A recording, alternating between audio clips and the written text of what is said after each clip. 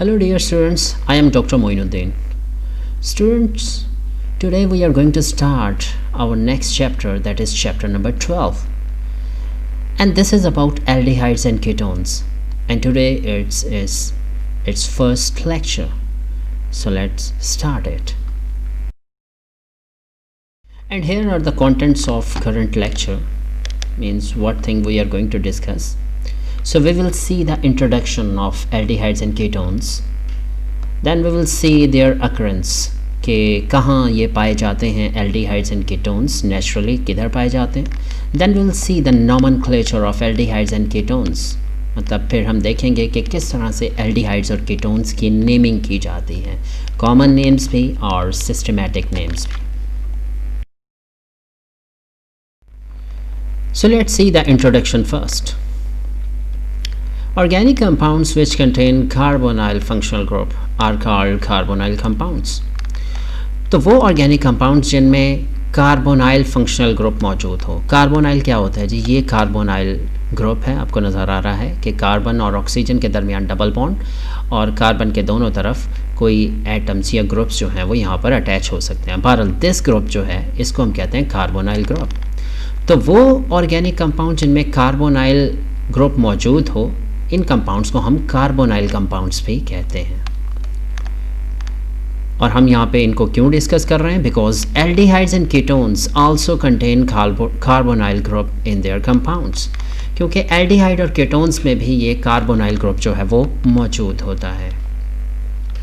There general formula is CnH2nO. ये दोनों की बात हो रही है, मतलब एल्डिहाइड और कीटोन दोनों का जनरल फार्मूला हम लिख सकते हैं as CnH2nO, where N is some number 1 2 3 4 5 and so on. Aldehyde के केस में N जो है वो 1 से स्टार्ट होता है, बट कीटोन की अगर बात करें तो minimum value of N is 3. सो 3 से ऑनवर्ड 3 4 5 एंड सो ऑन, तो हमें डिफरेंट कीटोन्स जो हैं वो मिलते जाएंगे. So let's see about aldehydes के क्या होते हैं aldehydes. What are aldehydes? When carbonyl group is connected with hydrogen atom on one side and alkyl or aryl group on the other side, we get aldehyde. तो ये बात तो decide हो गई कि एल्डिहाइड और कीटोन दोनों में कार्बोनाइल ग्रुप मौजूद है. जैसे कि मैंने अभी यहाँ पे दिखाया है, ये कार्बोनाइल ग्रुप, ये दो पोजीशंस वैकेंट हैं. एल्डिहाइड के केस में एक पोजीशन पे हाइड्रोजन लाजमी मौजूद होगा और दूसरी पोजीशन पे हाइड्रोजन भी हो सकता है, कोई अल्काइल ग्रुप हो सकता है या एराइल ग्रुप हो सकता है. तो ये निशानी है एल्डिहाइड्स की. और यहाँ पे जनरल फार्मूला एल्डिहाइड का शो किया जा रहा है. So here is the general formula of aldehyde. You can see here is the carbonyl group C double bond O. On one side there is hydrogen, while on the other side there is some alkyl or aryl group. So ये general sign है जी aldehyde का. जबकि यहाँ पे जो R है ये कोई अल्काइल ग्रुप हो सकता है, methyl, ethyl, propyl, butyl and so on, या ये कोई एराइल ग्रुप भी हो सकता है, C6H5 फिनाइल ग्रुप. इवन यहाँ पे हाइड्रोजन भी मौजूद हो सकता है. So this was about aldehyde. Then we'll see the introduction of ketones. Ketones में क्या होता है? In ketones, both the valencies of carbonyl carbon is satisfied by carbon atoms. And the general formula is shown above. तो ketone में क्या है? दरमियान में आपको कार्बोनाइल ग्रुप ही नज़र आएगा, C डबल बॉन्ड O, लेकिन इसके दोनों तरफ आपको कार्बन एटम्स नज़र आएंगे. मतलब ये जनरल फार्मूला है, तो एक तरफ R और दूसरी तरफ R डैश. और ये R जो है ये कोई अल्काइल ग्रुप हो सकते हैं या ये कोई एराइल ग्रुप हो सकते हैं. R और R डैश दोनों सेम अल्काइल हो सकते हैं, डिफरेंट अल्काइल भी हो सकते हैं, या ये दोनों सेम एराइल ग्रुप हो सकते हैं या डिफरेंट आप कह लें कि ग्रुप हो सकते हैं. मतलब एक तरफ अल्काइल भी हो सकता है और दूसरी तरफ एराइल भी हो सकता है. So this is the general formula of ketones. Then is the occurrence कि ये aldehydes और ketones किधर पाए जाते हैं. So aldehydes and ketones are present in many naturally occurring compounds like, बहुत से naturally occurring compounds में ये मौजूद होते हैं. मिसाल के तौर पे aldehyde group is present in most of the sugars. अक्सर शुगर्स में एल्डिहाइड ग्रुप मौजूद होता है, जैसे कि ग्लूकोज की हम बात करें तो we can say it is pentahydroxy aldehyde. So aldehyde जो है ये शुगर्स का कंपोनेंट है। Then aldehydes are the principal components of a number of essential oils. बहुत से इसेंशियल ऑयल्स में पाया जाता है एल्डिहाइड्स। इसेंशियल ऑयल्स क्या होते हैं? These are the fragrant oils which are obtained from plants। सिर्फ उन्हीं पौधों से ये हासिल होते हैं जिनमें फ्रेगरेंस पाई जाती है, खुशबू पाई जाती है। और ये जो इसेंशियल ऑयल्स होते हैं इनके फिर आगे डिफरेंट यूजेस हैं। These essential oils are used as fragrances and flavors। फिर इनको फ्रेगरेंसेस और फ्लेवर्स के तौर पे यूज़ किया जाता है। जितने भी परफ्यूमरी है उसमें ये इसेंशियल ऑयल्स यूज़ हो रहे हैं। इसके अलावा भी इनकी बेशुमार मेडिसिनल वैल्यूज़ हैं।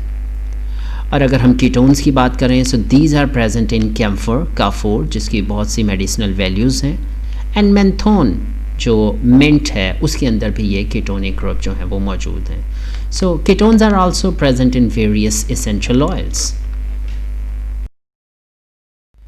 Then is the nomenclature of aldehydes. Aldehydes को नाम किस तरह से दिया जाता है? तो सबसे पहले हम देखने जा रहे हैं common names. These are derived from the names of corresponding carboxylic acid।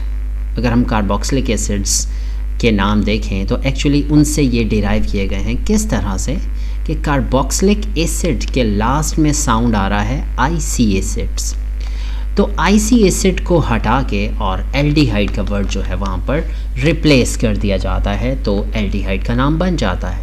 यहाँ पे कुछ एग्जांपल्स दी जा रही हैं। मिसाल के तौर पे ये कंपाउंड आपको नज़र आ रहा है HCOOH, इसको कहते हैं फॉर्मिक एसिड। इसी के अगेंस्ट जब हम एल्डिहाइड देखेंगे, सिंपल ये ऑक्सीजन हमें रिमूव करना है तो ये बन जाएगा HCOH। तो फॉर्मिक एसिड का आईसी एसिड रिमूव करके एल्डिहाइड ऐड कर देंगे तो ये बन जाएगा फॉर्म एल्डिहाइड। इसी तरह से एक कार्बन और बढ़ा दें तो ये बन जाता है एसिटिक एसिड। लेकिन एल्डिहाइड में जब आईसी एसिड इसका रिमूव करेंगे तो लफ्ज़ बन जाएगा, नाम बन जाएगा एसिटैल्डिहाइड। 3 कार्बन वाले एसिड की बात करें तो प्रोपियोनिक एसिड। सो इसका आईसी एसिड हटाएंगे तो ये बन जाएगा प्रोपियोन एल्डिहाइड। देन 4 कार्बन वाले एसिड की बात करें तो ये बन जाता है ब्यूटायरिक एसिड। और एल्डिहाइड में इसकी बात करें आईसी एसिड रिमूव करके तो ये बन जाएगा ब्यूटायर एल्डिहाइड। और इसी तरह से अगर फिनाइल ग्रुप लगा हो तो कंपाउंड का नाम बनता है एसिड में बेंजोइक एसिड, और आईसी एसिड रिमूव करेंगे तो ये बन जाएगा बेंज एल्डिहाइड। सो इस तरह से these are the common names of aldehyde कि किस तरह से इनको कॉमनली नेम दिया जाता है। Then is the nomenclature for substituted aldehydes कि एल्डिहाइड्स पे अगर कोई सब्स्टिट्यूशन आ जाए तो फिर नाम किस तरह से दिया जाता है। तो let's see, to indicate the position of other groups Greek letters like alpha beta gamma delta etcetera are used. तो अगर कोई सब्स्टिट्यूशन आ जाए एल्डिहाइड्स में तो सब्स्टिट्यूशन की पोजीशन को बताने के लिए जो लेटर यूज़ किए जाते हैं दे आर ग्रीक लेटर्स, और उसमें alpha beta gamma delta use किया जाता है। और याद रहे कि अल्फ़ा कार्बन वो कार्बन होता है जो कार्बोनाइल कार्बन के साथ हो, उसको हम अल्फ़ा कार्बन कहते हैं। जैसे कि आप ये एग्जांपल देख सकते हैं कि दिस इज़ एन एल्डिहाइड, तो इसमें ये कार्बोनाइल कार्बन है, इसके साथ वाला कार्बन जो है that is alpha carbon, next is beta, then is gamma and then is delta. तो अब यहाँ पे किसी पे भी सब्स्टिट्यूशन लगी हो तो उस हिसाब से हम उसकी पोजीशन को अल्फ़ा बीटा गामा डेल्टा से डिनोट कर देंगे। मिसाल के तौर पे हियर इज़ एन एग्जांपल, ये 3 कार्बन वाला एल्डिहाइड है और इसमें अल्फ़ा पोजीशन पे मिथाइल लगा हुआ है। सो नाम बनेगा अल्फ़ा मिथाइल, और 3 कार्बन है तो propionaldehyde. So alpha methyl propionaldehyde. Then another example is ये 4 कार्बन वाला एल्डिहाइड है और इसमें आप देख लें कि चौथे कार्बन यानी कि गैमा कार्बन पे क्लोरीन अटैच है, तो नाम बनेगा gamma chloro butyraldehyde. So hope कि आपको सब्स्टिट्यूटेड एल्डिहाइड में नाम देने में अब परेशानी नहीं होगी। Then is the IUPAC naming of aldehyde, मतलब सिस्टमेटिकली एल्डिहाइड्स को नाम किस तरह से दिया जाता है। तो इसके लिए कुछ रूल्स हैं, so let's see them one by one. So सबसे पहले सिलेक्ट द लॉन्गेस्ट चेन। सबसे पहले आपने लॉन्गेस्ट चेन आइडेंटिफाई करनी है, कौन सी है जी। So select the longest chain और उसके बाद number the carbon chain in such a way that the carbonyl carbon always gets number 1। उसके बाद जो आपने लॉन्गेस्ट चेन सिलेक्ट की है उसमें जितने भी कार्बन एटम्स हैं उनकी नंबरिंग करनी है। अब नंबरिंग दो तरफ से हो सकती है, लेफ़्ट राइट। सो आपको नंबरिंग हमेशा करनी है इस लिहाज से कि जो कार्बोनाइल कार्बन है दैट ऑलवेज गेट्स नंबर 1, मतलब उसको हमेशा पहला नंबर मिले, नंबर 1 मिले, और बाकी कार्बन को फिर 2 3 4 5 एंड सो ऑन। इस तरह से फिर आपने नंबरिंग करनी है लॉन्गेस्ट चेन की।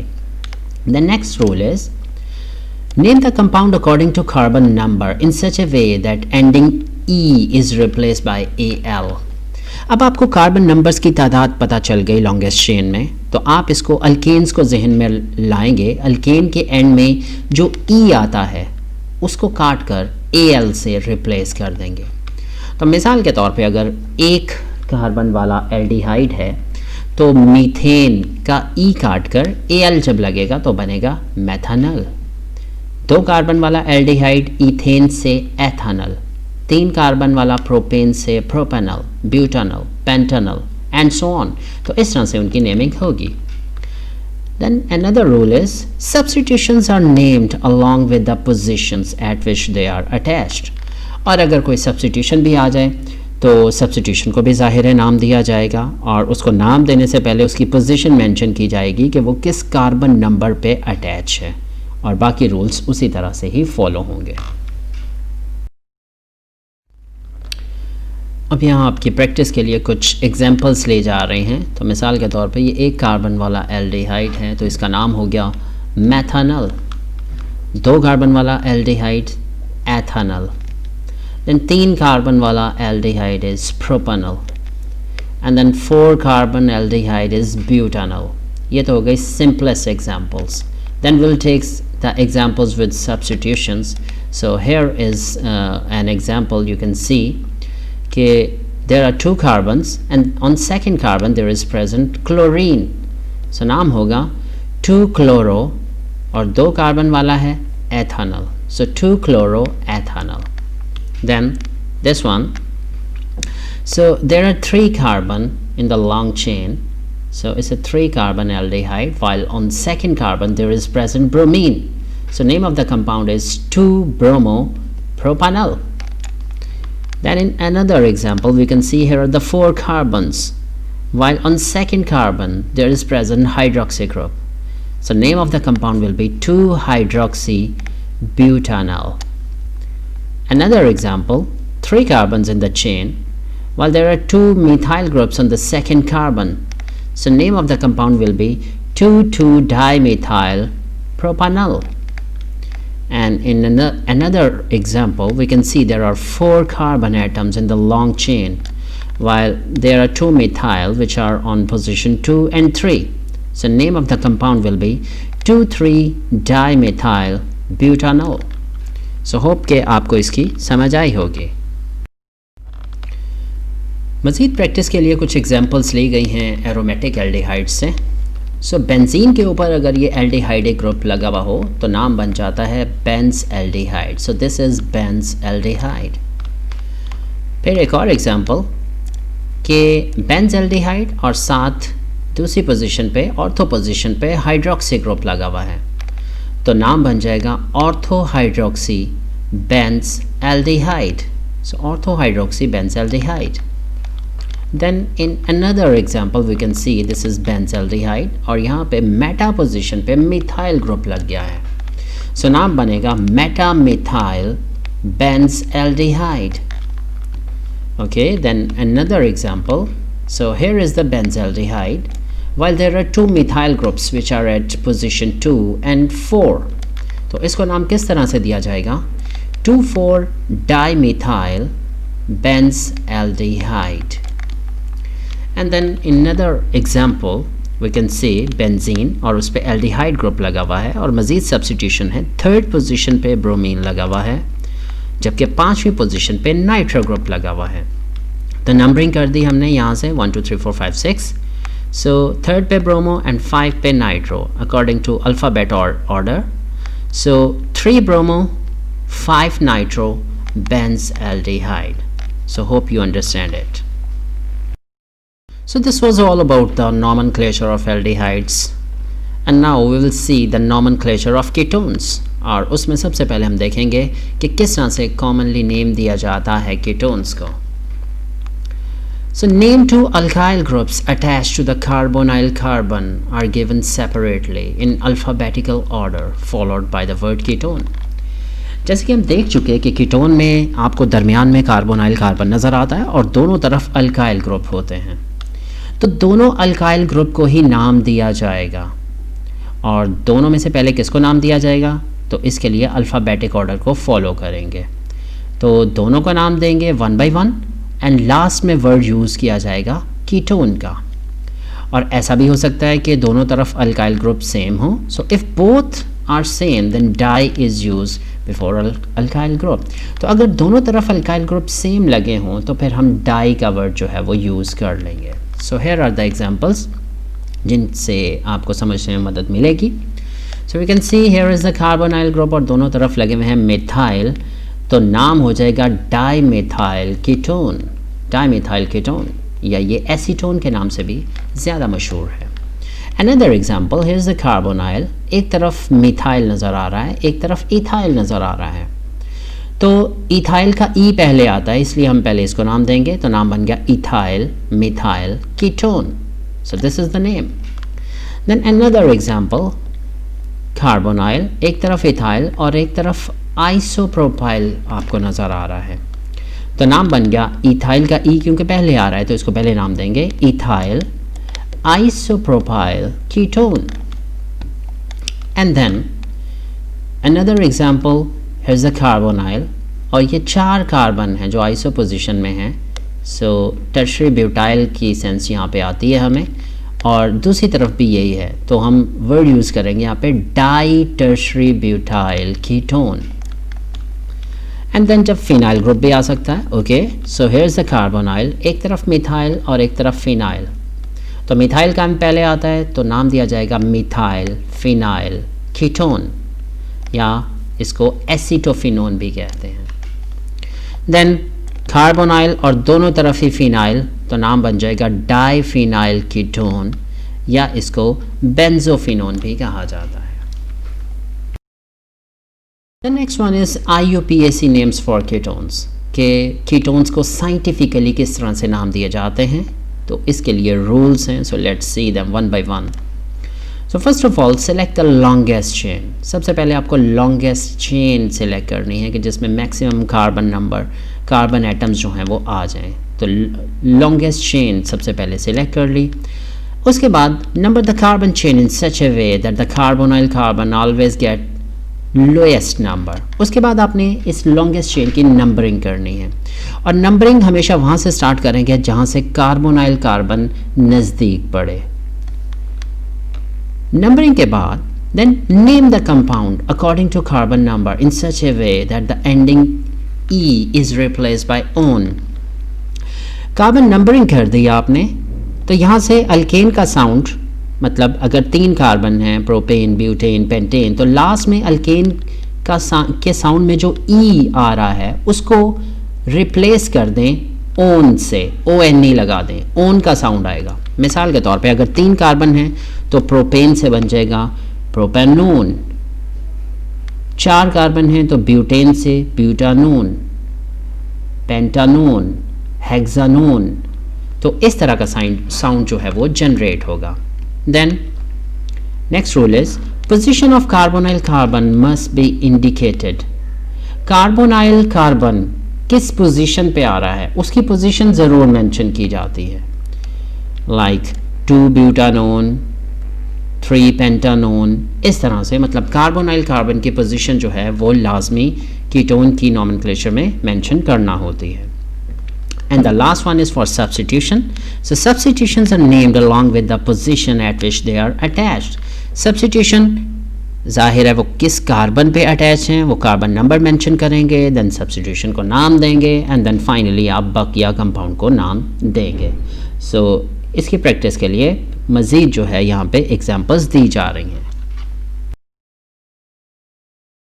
सो हियर आर द एग्जांपल्स।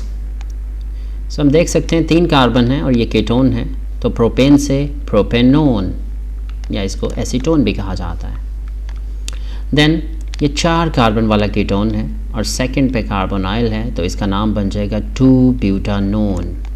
फिर ये 5 कार्बन वाला कीटोन है और कार्बोनाइल कार्बन जो है सेकंड पोजीशन पे है, तो नाम बन जाएगा 2-पेंटानोन। और नंबरिंग भी आप देख लें कि नंबरिंग हमने स्टार्ट की है जहाँ से कार्बोनाइल कार्बन नज़दीक पड़ रहा है, सो 2-पेंटानोन। देन दिस वन 4 कार्बन है जी स्ट्रेट चेन में और थर्ड पे एक मिथाइल लगी हुई है सब्स्टिट्यूशन, सो नाम होगा 3-मिथाइल 2-ब्यूटानोन।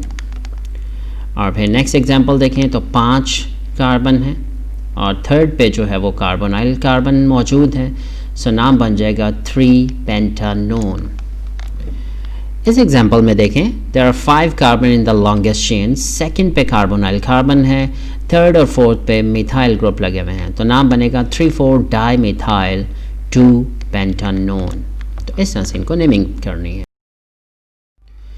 मज़ीद एग्जांपल्स दी जा रही हैं प्रैक्टिस के लिए। So we can see here 6 carbon है जी चेन में और थर्ड पोजीशन पे कार्बोनाइल कार्बन है, तो नाम बन गया 3-हेक्सानोन।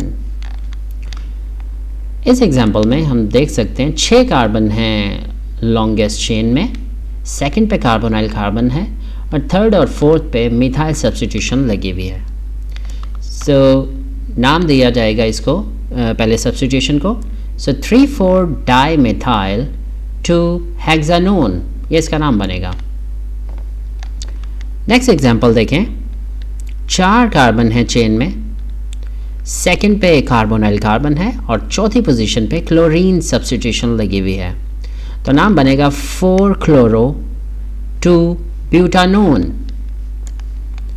और एक और एग्जांपल जिसमें आप देख सकते हैं कि 5 कार्बन हैं जी चेन में, सेकंड पे कार्बोनाइल कार्बन है और चौथी पोजीशन पे आपको अनसेचुरेशन नज़र आ रही है, डबल बॉन्ड नज़र आ रहा है, तो नाम बनेगा 4-पेंटीन 2-ओन। तो इस तरह से इसको नाम दिया जाएगा। So dear students, this is all about today's lecture. Hope कि आपको समझ आई होगी। अगर आपको पसंद आया तो लाइक कीजिए और अगर आपने अभी तक चैनल सब्सक्राइब नहीं किया तो इसको सब्सक्राइब कीजिए, ताकि मैं जब लेक्चर नंबर 3 जो है अपलोड करूं तो आपको फ़ौरन से नोटिफिकेशन आ जाए और आप उसको देख सकें। So thanks for watching this video. Thank you very much.